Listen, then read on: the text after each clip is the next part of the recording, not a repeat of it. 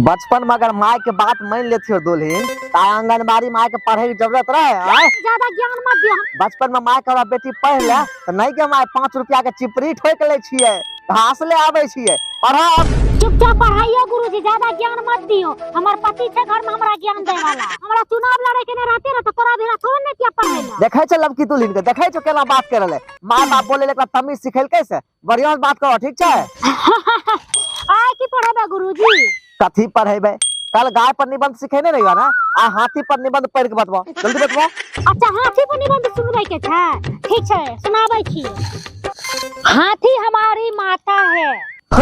हाथी हमारी माता है? हाथी कहिया से माता हो गए है? हाथी के दूध से ढेर सारी मिठाइयाँ बनती है। हाथी के दूध से ढेर सारी मिठाइयाँ बनती है? हे तोरा नैरा में हाथी के दूध से मिठाई बने छो की है? हाथी के दूध हर बच्चा बच्चा पिए छे। हाथी के दूध बच्चा बच्चा पिए छे तब कहियो तोर भाई सब करिया करिया किया लगे छो हाथी ऐसन तोर भाई सब हाथी के दूध पिए ना है? हाथी के दूध से बनल का घी हर पूजा में काम आवे छे। हाथी के दूध से बनल घी के घर घर में पूजा करे छे तोरा गांव में सब हाथी के घी से पूजा करे छो है? से कौन देवता चुका तोरा गांव में? हाथी के चमड़ा से बैग जूता बेल्ट बने छे।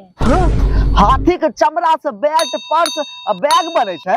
हे पगला से नहीं गेलो ये तो मोट के हाथी के चमड़ा से बेल्ट के पिनते आदमी पिनते ओकरा है की बोल रहलो तो समझ छो कुछो? अहाँ लगना पढ़नैया बेकार छे, हम जाय छे बगैर पढ़ लइए चुनाव लड़ लेबे। भले बात बोल देलिए तो पढ़ाई छोड़ के चल गेलो चाची आय बोले छे सुबोधबा के कि अपना कैनियन के बढ़िया समझा के भेजे ले जा।